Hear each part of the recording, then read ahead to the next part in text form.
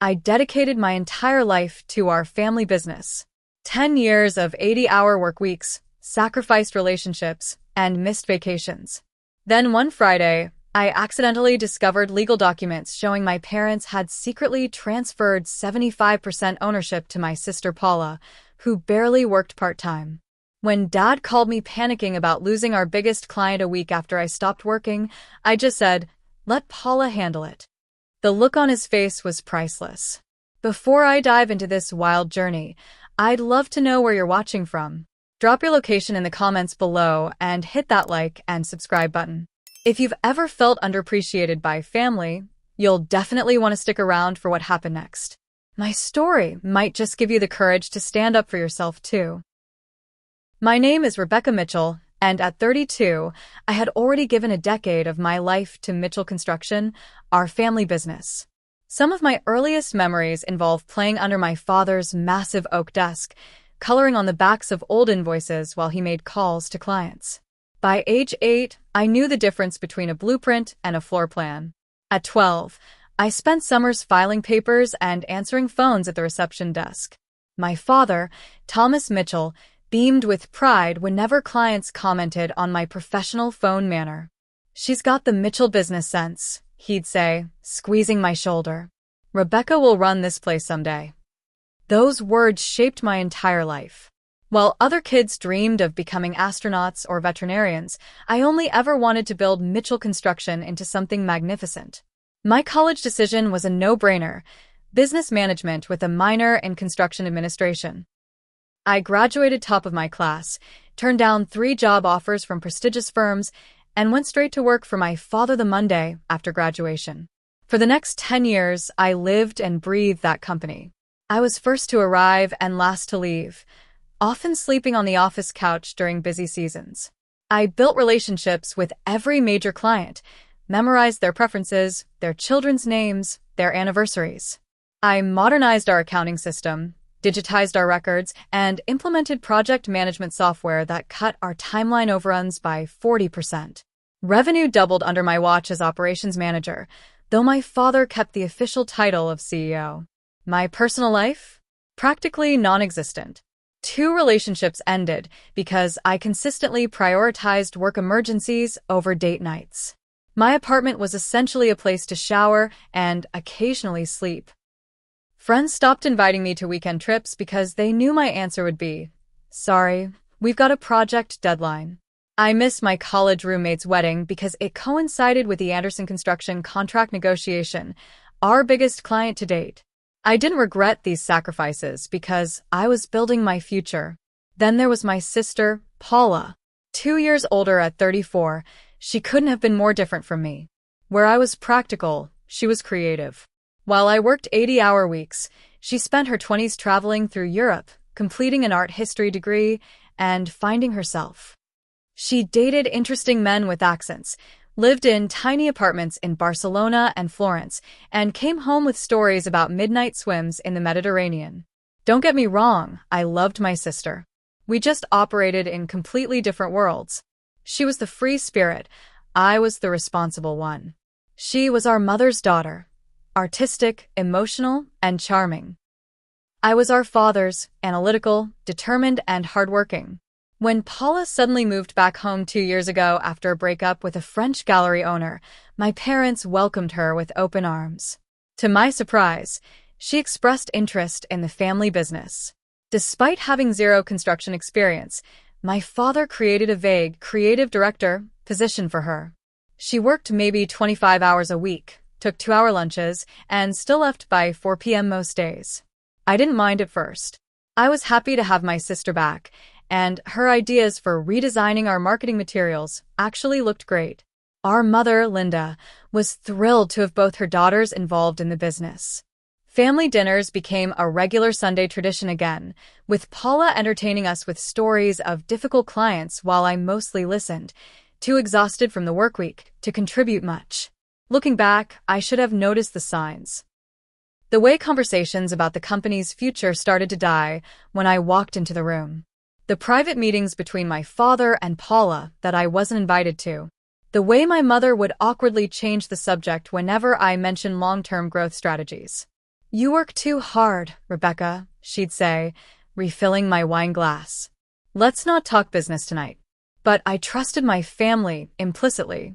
I believed in the promise my father had made since I was a child, that someday Mitchell Construction would be mine, that all these years of sacrifice would be worth it, that my dedication mattered. I was about to discover how wrong I was. It happened on a Friday afternoon in late September. I was searching for the original contract for the Riverside Development Project after discovering a discrepancy in the billing. We were in the middle of a major office reorganization that Paula had suggested, another one of her fresh ideas that created chaos in our previously efficient filing system. I rifled through the cabinet labeled legal documents, confidential, assuming the contract might have been misfiled there. What I found instead was a thick manila folder with Mitchell Construction, ownership transfer, typed neatly on the tab. Something in my stomach tightened as I pulled it out, telling myself it was probably just outdated paperwork from when my grandfather had transferred the business to my father decades ago. The date on the first page stopped me cold, March 15th of the current year, just 6 months ago. My eyes scanned the document, certain I was misunderstanding something. The legal language was dense, but some phrases jumped out with terrifying clarity. Hereby transfers 75% ownership stake to Paula Elizabeth Mitchell and remaining 25% retained by Thomas and Linda Mitchell. My name appeared nowhere in the 20-page document. I felt the blood drain from my face as my hands began to tremble. The office suddenly seemed too bright, the air too thin. I flipped through page after page, looking for some explanation, some clause that would make sense of this betrayal. There was nothing. "Rebecca, are you okay?" Eleanor Johnson, our office manager who'd been with the company since before I was born, stood in the doorway. Her face shifted from concern to guilt as she saw what I was holding. "Did you know about this?" I asked, my voice barely a whisper. Eleanor looked down at her sensible shoes.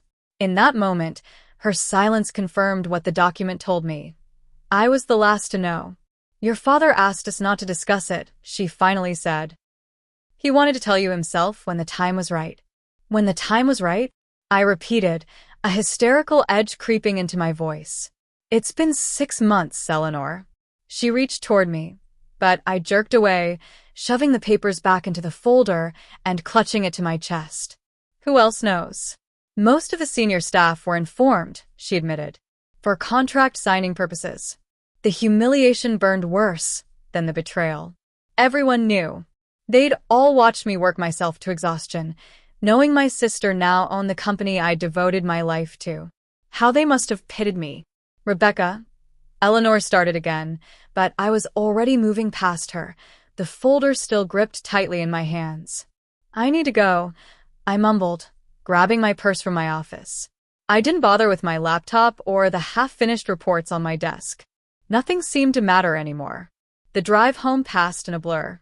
I barely registered running a red light or nearly sideswiping a delivery truck.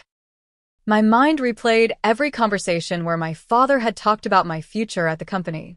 "This will all be yours someday, Becca," he'd said on my first day of official employment, gesturing around the modest office we'd since expanded into a 2-story building.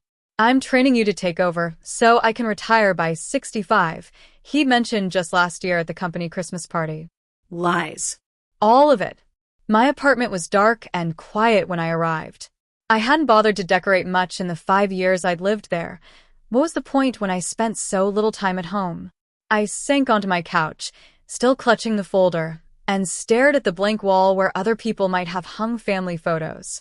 What had I done wrong? Had I not worked hard enough? Was I not smart enough? Not creative enough? The questions circled like vultures as the room grew darker around me. I thought of every project I'd successfully completed, every client relationship I'd nurtured, every late night and early morning I'd given to Mitchell Construction. And for what? So my sister could waltz in after a decade of absence and take everything I'd helped build? The unfairness of it crushed the air from my lungs. 10 years of my life, gone. All those sacrifices for nothing. The future I'd been promised had been handed to Paula on a silver platter while I wasn't looking. I reached for my phone and dialed the only person I could think to call, Allison? It's me. I need to talk. My best friend since college answered on the second ring. Rebecca? Are you crying? What's wrong? I hadn't even realized tears were streaming down my face until she mentioned it. They gave the company to Paula, I said, the words feeling foreign on my tongue. 75% ownership. Behind my back. Months ago. Oh my God, Allison breathed. That's unbelievable. I'm coming over. Don't move. I didn't have the energy to argue. I just sat in the dark, reading and rereading the document that proved my family's betrayal until Allison's key turned in my lock 30 minutes later. One look at her face, filled with outrage on my behalf, broke the numbness that had settled over me. As she wrapped her arms around me, I finally let myself sob. 10 years, Ollie, I choked out. 10 years of my life. I know, honey, she said, stroking my hair. I know. We stayed like that until I had no tears left, just a hollow feeling in my chest and a decision forming in my mind. If they didn't value my contribution, I wouldn't give it anymore. If Paula owned the company, she could damn well run it. It was time to stop working for free. Sunday evening arrived with a sick sense of dread building in my stomach.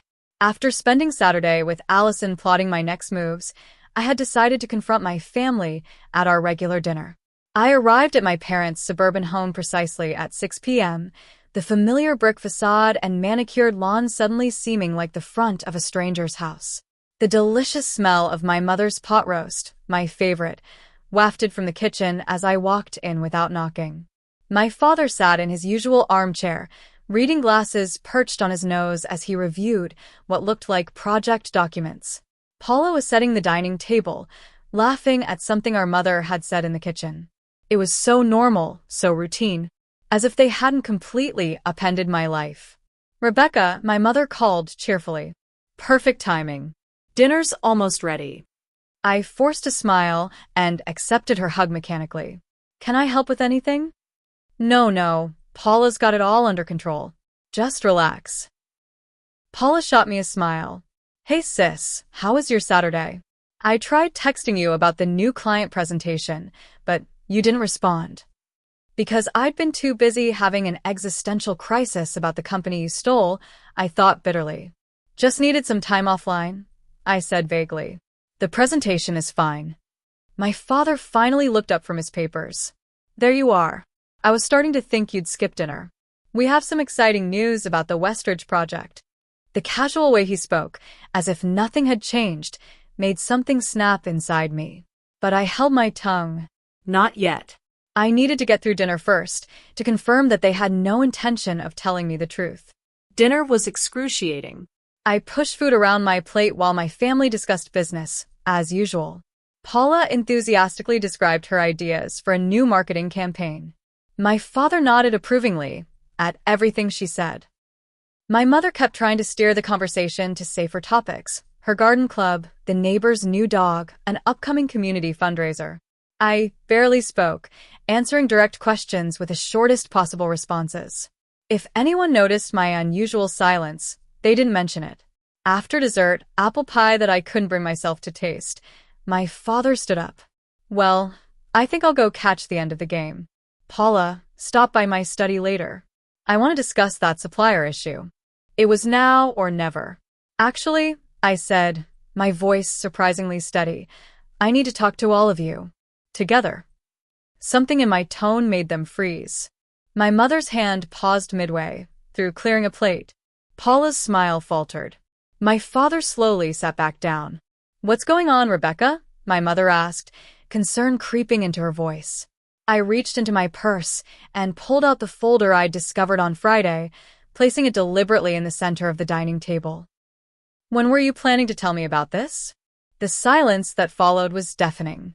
My father's face hardened into the expression he used when dealing with difficult clients. My mother's hand flew to her throat, her eyes widening in dismay. Paula looked down at her lap, suddenly intensely interested in her napkin. Where did you get that? My father finally asked. Does it matter? Were you ever going to tell me? Or was I supposed to work 80-hour weeks for the rest of my life without knowing my sister owns the company? My mother reached for my hand. Sweetheart, we were going to tell you. We just couldn't find the right time. I yanked my hand away. The right time would have been before you signed these papers, Mom. Not 6 months later. Rebecca, my father said in his authoritative business voice, this was a strategic decision for the future of Mitchell Construction. Paula has fresh ideas, a new vision for where we can take the company. And I don't. After 10 years of dedicated service, after doubling our revenue, after sacrificing everything for this company, my voice rose with each question. You're too much like me, my father replied, as if that explained everything. Too traditional. The construction industry is changing, and we need to change with it.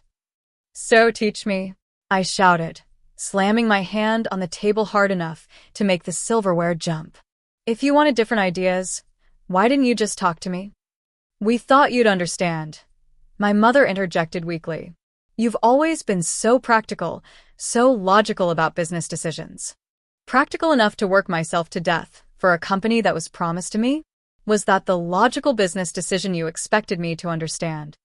Paula finally spoke up. Becca, it wasn't like that. Dad approached me with the idea. Don't. I cut her off.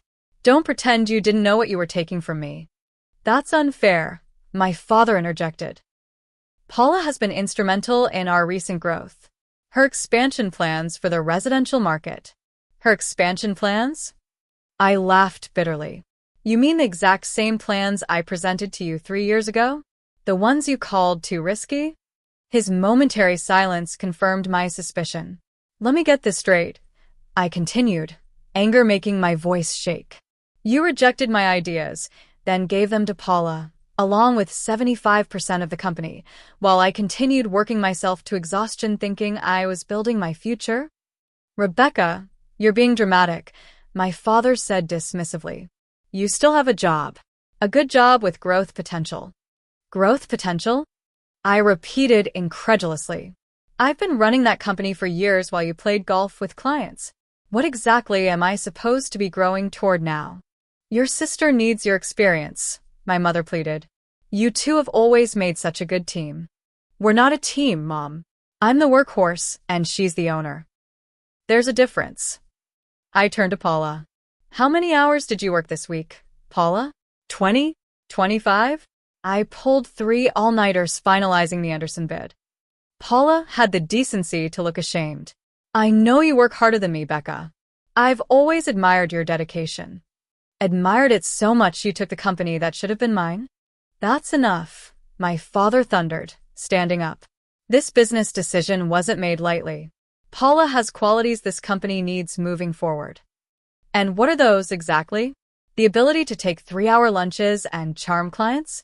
Meanwhile, I've dedicated my entire adult life to Mitchell Construction. I've missed weddings, ended relationships, and sacrificed any semblance of a personal life because I believed in the future you promised me. Tears stung my eyes, but I refused to let them fall. I wouldn't give them the satisfaction. So what now? My father demanded. You've made your point. What do you want? I stood up slowly, gathering my purse and the folder. Nothing. Not anymore. If Paula owns the company, she can run it. I quit. You can't quit, my father sputtered. We have the Anderson project starting next week. The Maxwell bid due on Friday. The quarterly financials. Let Paula handle it, I said coldly. I'm done working for free. My mother started crying. Rebecca, please. We're family. Family doesn't do this to each other, Mom. I moved toward the door, pausing to look back at the 3 shocked faces. I'll email my formal resignation tomorrow. Don't worry, I'll be professional. Unlike some people in this room. As I walked to my car, I heard the front door open behind me. Paula called my name, but I didn't turn around. I got into my car, hands shaking so badly I could barely insert the key into the ignition. Only when I was 3 blocks away did I pull over and finally let the tears come. Monday morning, my alarm went off at 5:30 a.m. as it had for the past decade. For a brief, blissful moment, I reached for my phone on autopilot before the events of the weekend came crashing back. I didn't have to go to work today. Or ever again, at least not to Mitchell Construction. I silenced the alarm and lay back, staring at the ceiling. The familiar anxiety of a Monday morning, mental checklists, anticipated client calls, project deadlines, was replaced by an eerie emptiness. Without the company, who was I? After a decade of the same morning routine, shower by 5:45, coffee and email check by 6:15, out the door by 6:30, I found myself at a loss. I made coffee out of habit but left it untouched on the counter. I opened my closet and stared at the neat rows of business attire, then closed it again without selecting anything. Eventually, I pulled on yoga pants and an old college sweatshirt, clothing I usually reserved for the few hours of weekend freedom I allowed myself. By 7 a.m., I'd already checked my phone 15 times. No calls from my parents yet. No desperate texts from Paula. Part of me was disappointed. Did they really think the business could function without me? Another part was relieved to have space to process my next steps. At 8:30, I called William Barnes, my mentor from college, who now ran his own successful engineering firm. He'd been trying to recruit me for years. "Rebecca," he answered warmly. "This is unexpected. Don't tell me Thomas finally pushed you too far?" I laughed humorlessly. "You have no idea." Over the next hour, I poured out the whole story. William listened without interruption, occasionally making sounds of disbelief or outrage on my behalf. "That's unconscionable," he said when I finished. "After everything you've done for that company? Unbelievable." Was I a fool, William? For believing him all these years? "No," he said firmly. "You were loyal. That's not the same as foolish. But loyalty should be reciprocated. So, what do I do now? First, you protect yourself. Document everything, your contributions, your client relationships, any proprietary systems or processes you developed. Not to take them, he clarified quickly, but to clearly establish your value for whatever comes next. I spent the rest of the morning following his advice. I created a comprehensive document detailing every major project I'd managed, every client relationship I'd cultivated, every system I'd implemented.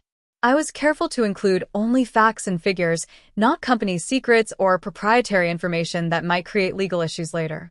But I was strategic in what I excluded. My personal notes on client preferences, the relationship management techniques I'd developed over years, the shortcuts and efficiencies I'd created that weren't officially documented anywhere. These were part of my value, not the company's. At noon, I drafted a formal resignation email.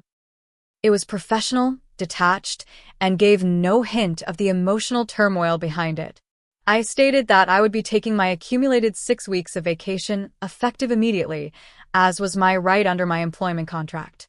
I had never taken more than a long weekend in 10 years. The vacation time had piled up, unspent. I set up an email autoresponder. "I am currently out of the office and unavailable. For all inquiries, please contact Paula Mitchell at email address." Then I turned off my work phone and placed it in a drawer. The rest of the day passed in a blur of administrative tasks, checking my employment contract with the help of my lawyer friend Sofia Rodriguez to ensure I wasn't violating any clauses, gathering my personal financial documents, and updating my resume for the first time in a decade. "You realize you're incredibly marketable, right?" Sofia said, reviewing my experience. "Any construction firm would be lucky to have you." Her words were a balm to my wounded pride. I hadn't allowed myself to consider that I might be valuable outside of Mitchell Construction. That night, after dark, I drove to the office to collect my personal belongings. I'd chosen 9 p.m. deliberately, late enough that no one would be there, but not so late that it would appear suspicious on the security cameras. I still had my key and security code, and I had every right to collect my things. The office was eerily quiet. I moved efficiently, packing photos, awards, reference books, and the few decorative items I'd accumulated over the years. I left behind anything the company had paid for, no matter how small. I wouldn't give them any reason to accuse me of impropriety. As I emptied my desk, I came across the framed family photo from the company's 25th anniversary celebration 5 years ago. My father had his arms around both Paula and me, beaming with pride. We all looked so happy, so united. Had it all been an illusion? For a moment, my resolve wavered. This was still my family, despite everything. Was I overreacting? Throwing away not just my career, but my relationship with my parents and sister? Then I remembered the ownership transfer document, the casual way they discussed business plans without me, the years of sacrifice that had amounted to nothing. I placed the photo face down in my box, switched off the light in my office for the last time, and left my keys on Eleanor's desk with a brief note. Please forward my final paycheck. As I drove home, I felt a curious mixture of grief and liberation. A chapter of my life had ended, but perhaps a new one where I valued myself properly, was about to begin. The first day of freedom was disorienting. I slept until 9 a.m. for the first time in years, then spent the morning in a strange limbo, constantly checking my personal phone for messages that weren't there. By afternoon, the silence from my family was becoming conspicuous. Surely they'd realized by now that I wasn't coming back.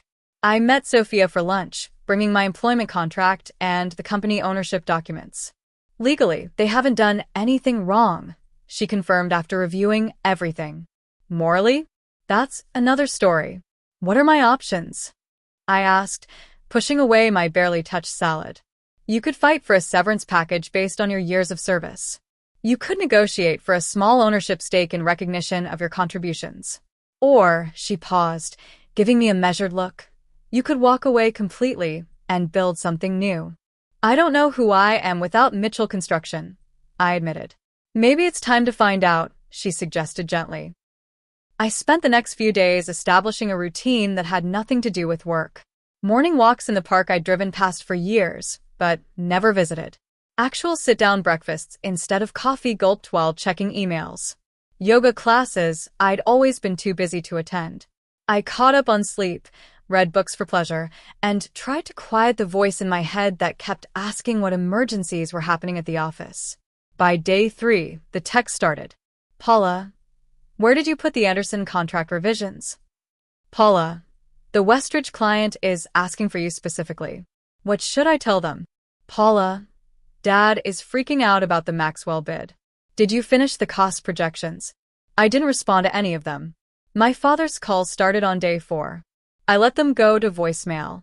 Rebecca, this is ridiculous. You've made your point. We have responsibilities to our clients. Call me back immediately. My mother was more subtle, her voice messages laced with guilt. Sweetheart, we're all so worried about you.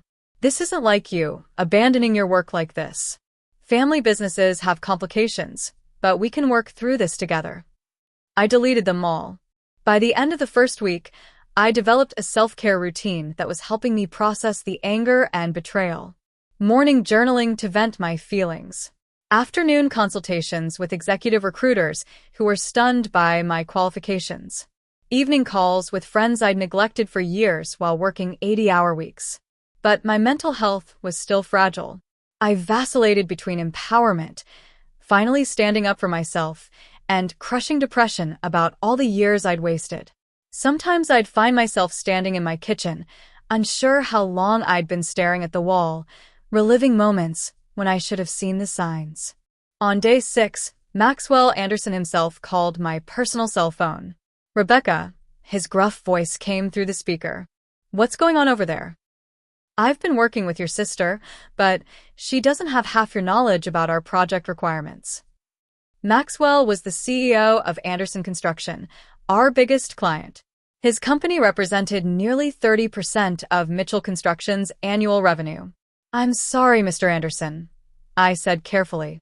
I'm on extended leave at the moment. Paula should be able to assist you with anything you need. That's not what I asked, he pressed. You've been my point person for 5 years. Suddenly you're on leave and no one at Mitchell will give me a straight answer? I've got a $12 million project starting next month and I need someone competent running it.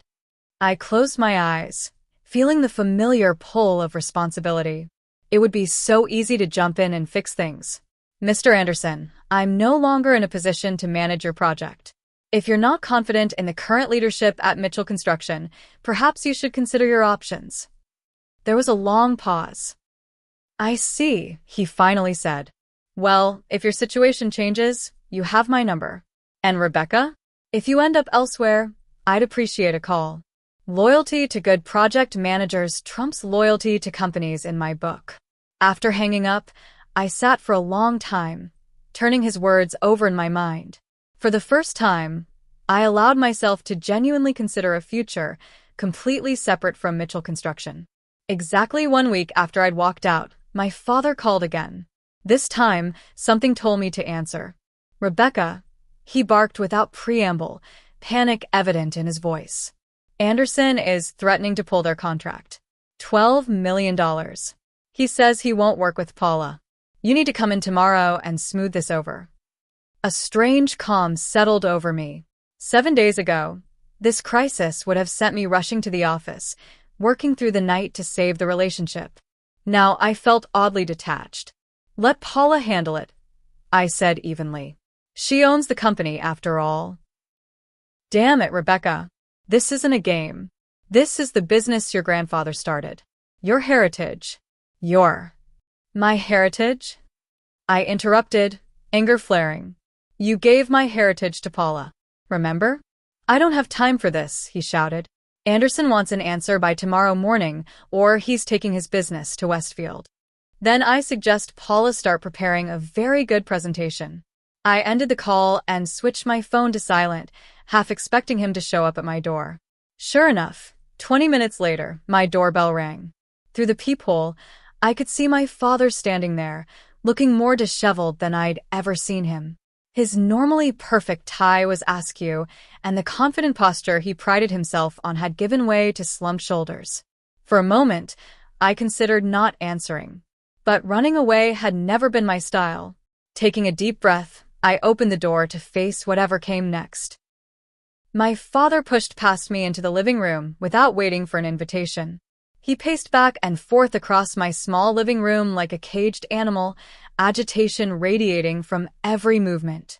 Do you have any idea what you've done? He demanded, running a hand through his silver hair.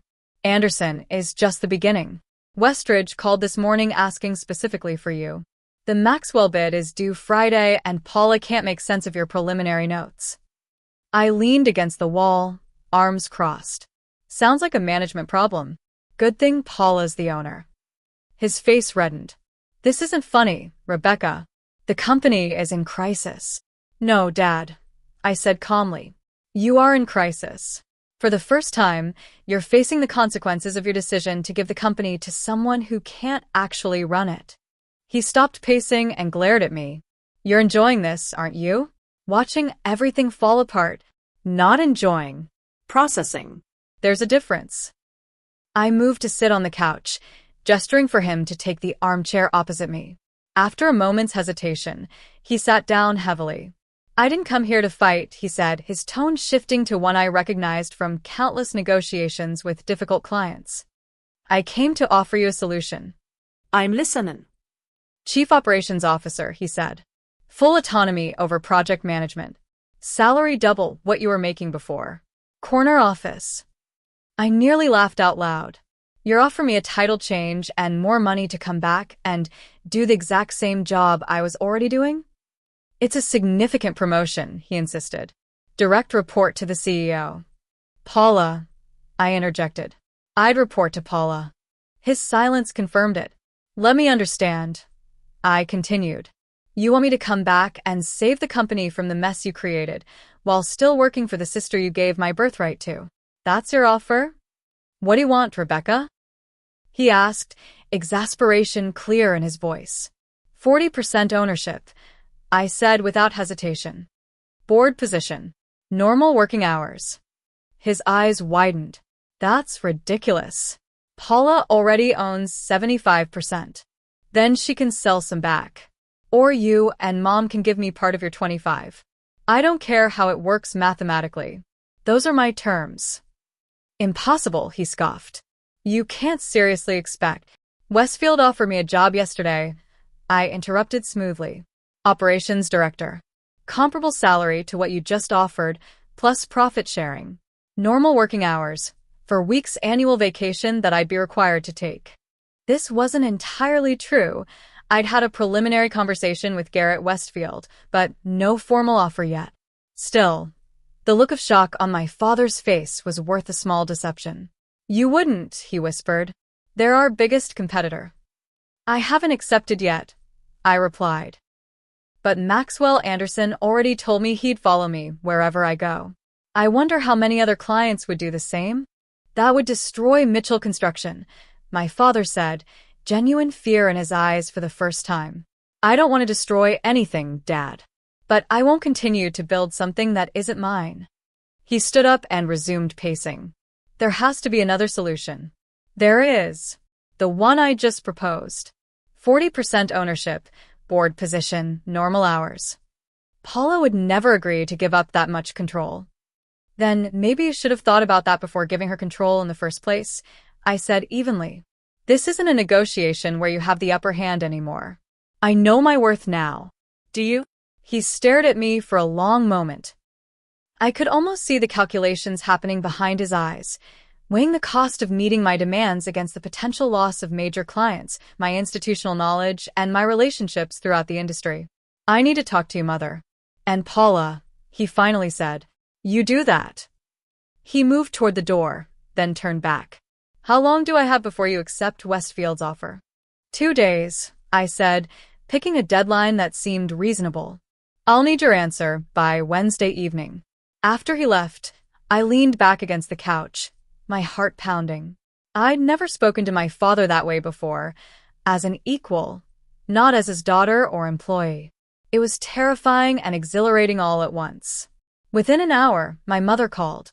I let it go to voicemail. Then Paula. Same response. I wasn't going to let them tag-team me or appeal to my emotions. The time for family sentiment clouding business decisions was over.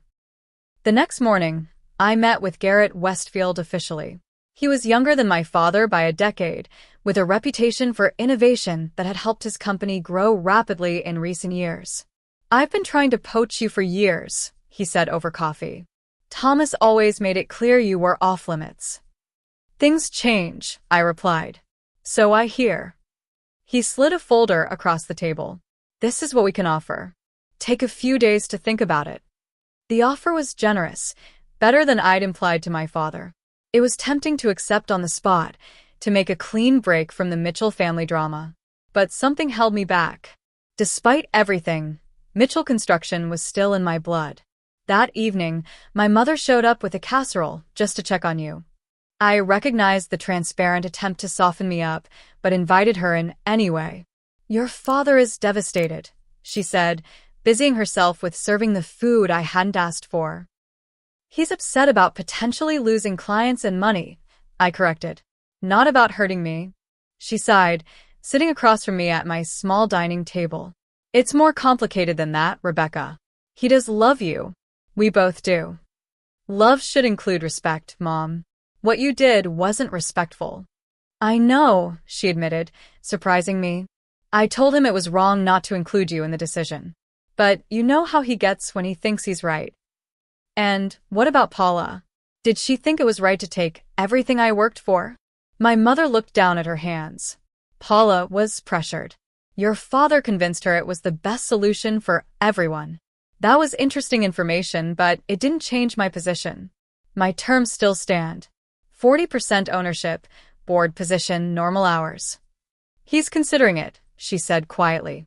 "He's meeting with Harold now to discuss options." Harold Peterson had been our family lawyer for decades. If my father was consulting him, he was taking my demands seriously.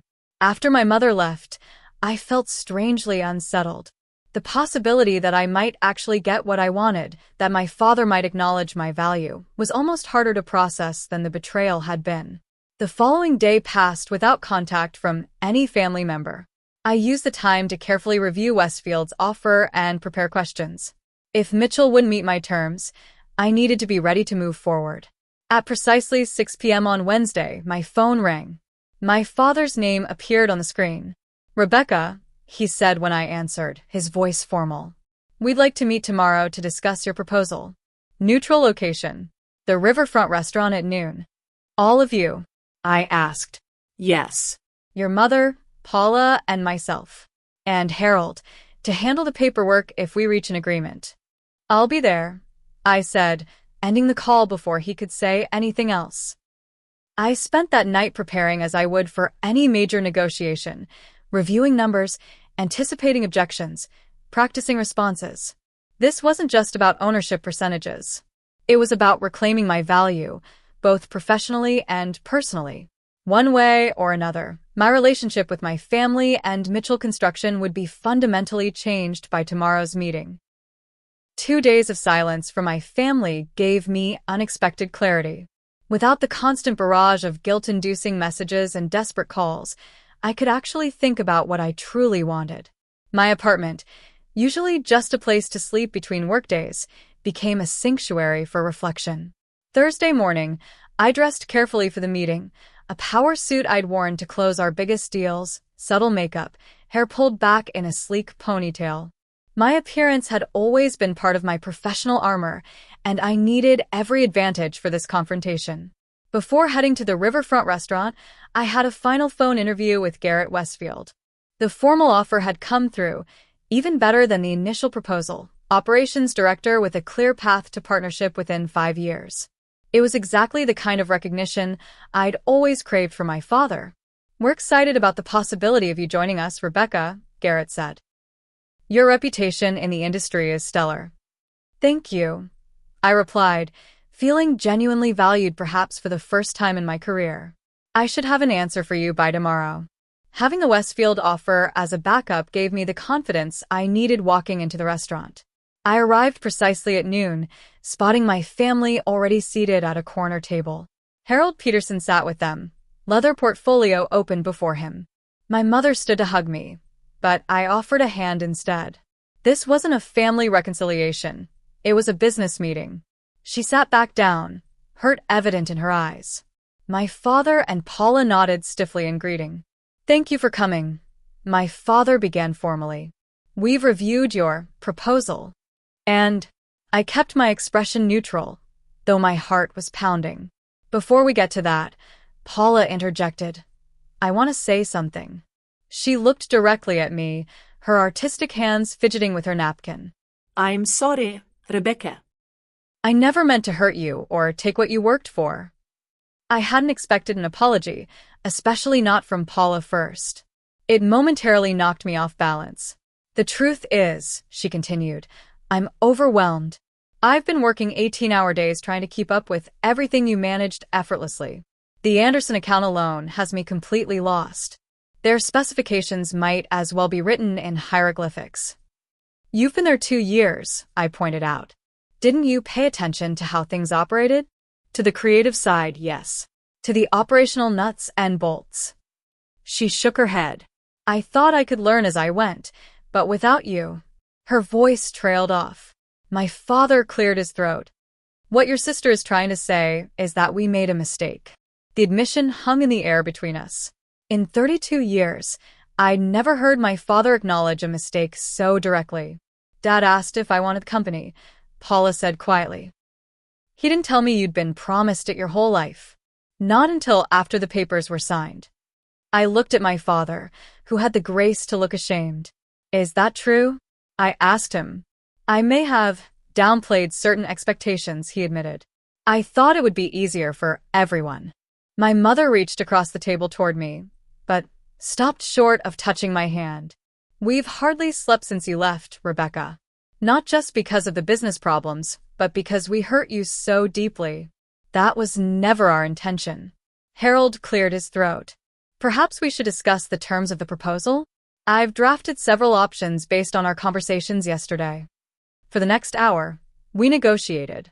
My father initially countered with 20% ownership, which I flatly rejected. Paula surprised everyone by offering to transfer 35% directly to me from her share. I never wanted to be the majority owner anyway, she said. I just wanted to be part of the family business without being stuck in the accounting department. You could have told me that 10 years ago, I said, but there was less bite in my words than there would have been a week earlier. By the time our entrees arrived, we had outlined an agreement, I would receive 35% ownership transferred from Paula, reducing her stake to 40%. My parents would retain their 25%. I would become Chief Operations Officer with equal decision-making authority to Paula, who would focus on creative direction and client relationships, her actual strengths. Board decisions would require majority approval, meaning no major changes could happen without at least 2 of the 3 ownership parties agreeing. Most importantly to me, the agreement included a mandatory 45-hour work week maximum for all executives, with at least 3 weeks of vacation annually. The culture of endless work that had defined Mitchell Construction under my father would end with his generation. As Harold drafted the final points, Paula leaned toward me. "Can we talk? Just the 2 of us." My initial instinct was to refuse, but something in her expression stopped me. Fine. 5 minutes. We stepped outside onto the restaurant's riverside patio, away from our parents and the lawyer. "I never wanted to hurt you," she said immediately. "When Dad approached me about taking over, he made it sound like you were too valuable in operations to move into ownership, that the company needed you exactly where you were. And you believed that?" I couldn't keep the skepticism from my voice. "I wanted to," she admitted. "It was flattering to be wanted after years of feeling like the family disappointment. The artsy daughter who couldn't hold a real job while you were the successful one." I stared at her in disbelief. "You thought I was the favorite?" "Dad talked about your fresh perspective constantly." "Only after I came back," she said. "Before that, it was always, why can't you be more like Rebecca? Rebecca knows what she wants. Rebecca is building something." We stood in silence, each recalibrating decades of family dynamics from this new perspective. "We've never really talked, have we?" I finally said. "Not about anything important." "No," Paula agreed. "We were too busy competing for attention in our own ways." She hesitated. "I don't want to be CEO, Rebecca. I'm terrible at it. But I do want to contribute to the company. I have ideas that could really work, especially if I had your operational expertise to implement them properly." For the first time, I could envision a future where Paula and I actually complemented each other's strengths instead of competing. It wasn't forgiveness, not yet, but it was a beginning. When we returned to the table, Harold had the preliminary agreement ready for review. We spent another hour refining details, but the framework remained as we discussed. By mid-afternoon, we had a document that protected my interests while preserving the family business. "We'll need a few days to properly execute everything," Harold explained. "But with signatures on this letter of intent, we can begin the process." One by one, we signed, my father first, then my mother, Paula, and finally me. As I set down the pen, I felt a weight lift from my shoulders. Not completely gone, but lighter. "Will you come back to the office tomorrow?" my father asked as we prepared to leave. "Anderson is still threatening to pull his contract." I shook my head. "Not tomorrow. I need time to process everything. And to decline another job offer that I've been seriously considering." His eyes widened slightly at the reminder that I had options beyond Mitchell Construction. "Besides," I added, "I'm still officially on vacation for 5 more weeks. I think I'll actually take some of it. I'll be available by phone for emergencies, real ones, starting Monday." As we parted ways outside the restaurant, my mother hugged me briefly. This time, I didn't pull away. "We have a lot to rebuild," she whispered. "Not just business relationships." Yes, I agreed. "We do." I walked to my car feeling strangely lightheaded. The future I'd envisioned for years had been destroyed, but something new and potentially better was taking shape from the rubble.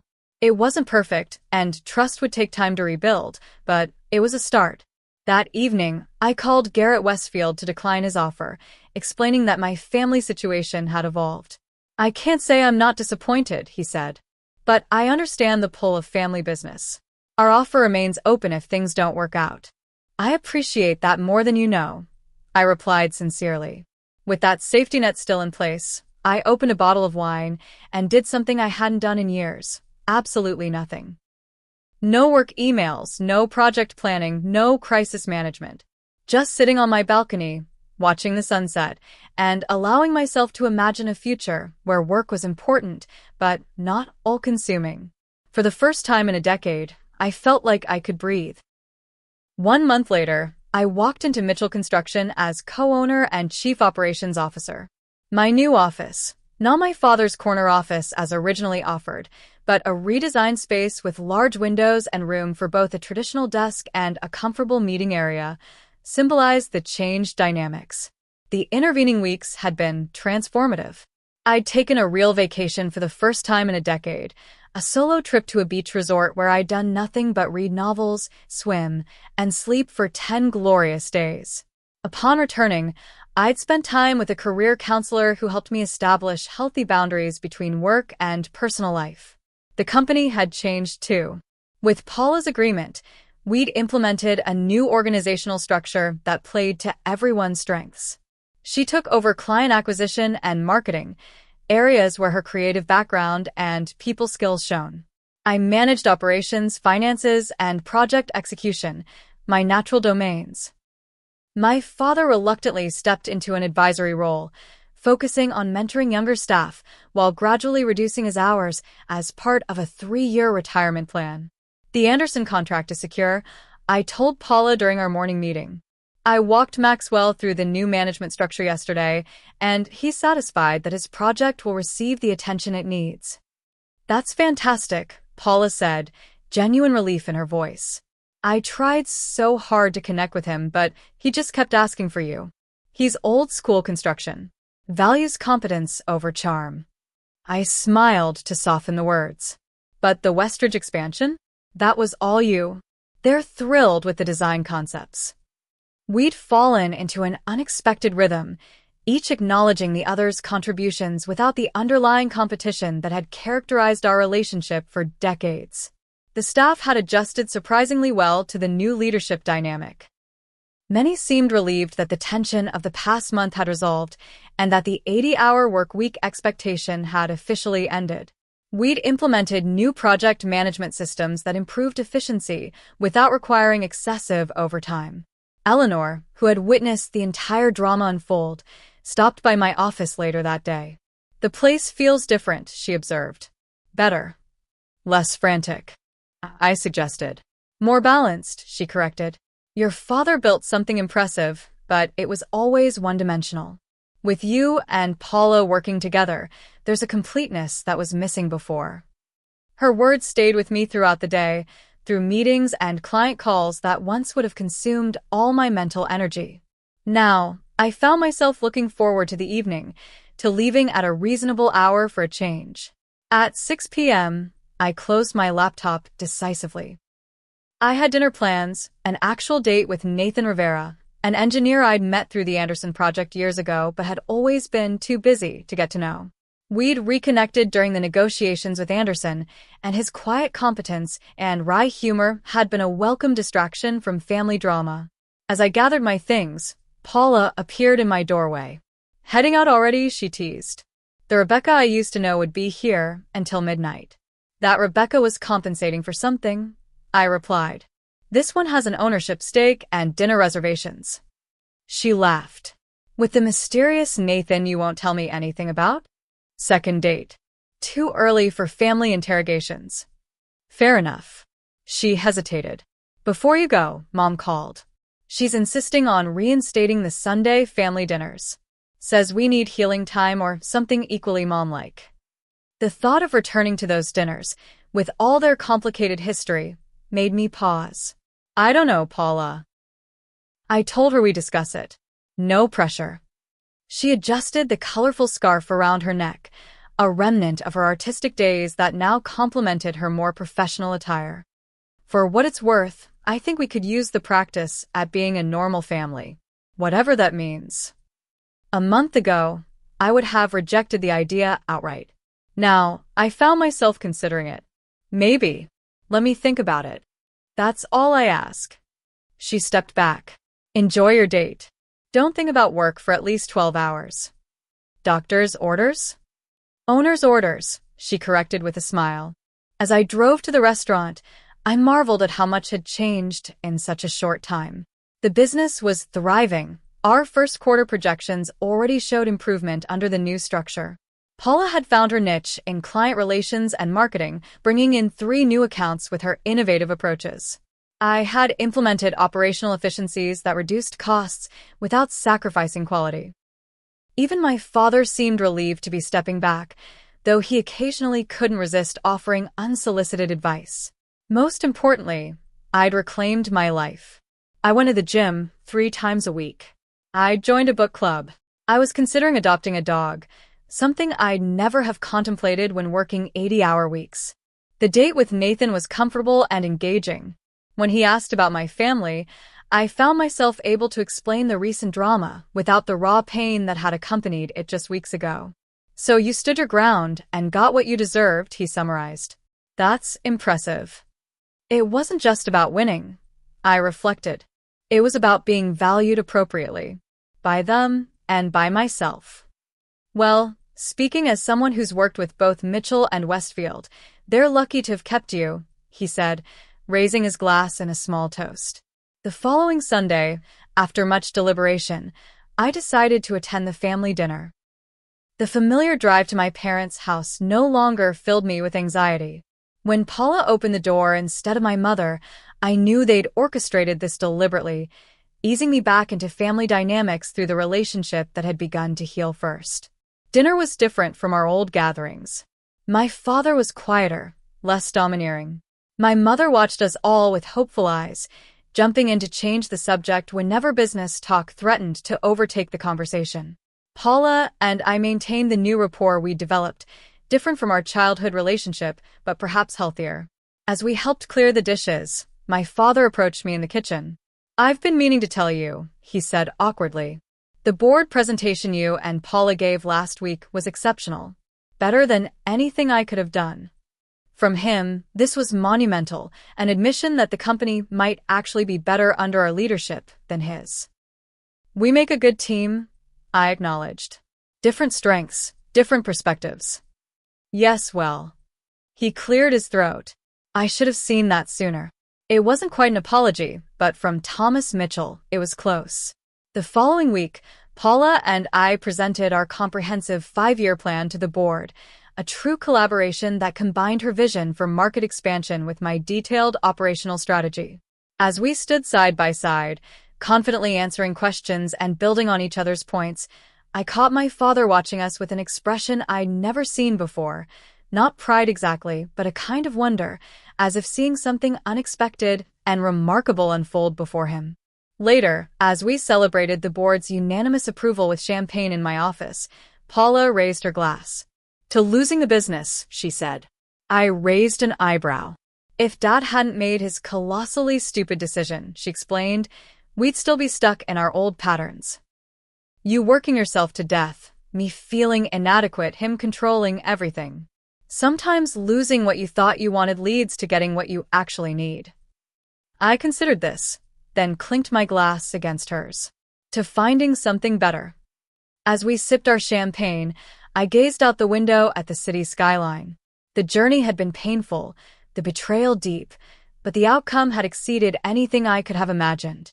By standing up for my worth, professionally and personally, I hadn't just secured an ownership stake in the family business. I'd reclaimed ownership of my life. And that was worth more than any company ever could be. So, what would you have done in my situation? Would you have walked away completely, or fought for what was rightfully yours? Have you ever had to stand up to family for your own self-worth? I'd love to hear your stories in the comments below. If this story resonated with you, please hit that like button and subscribe for more real-life experiences. Your support means everything to this channel. And don't forget to share with anyone who might be struggling to set boundaries with family or recognize their own value. Sometimes the hardest person to stand up to is the one who raised you, but as I learned, it can lead to the most rewarding outcomes. Thank you for watching, and remember, knowing your worth isn't selfish, it's essential.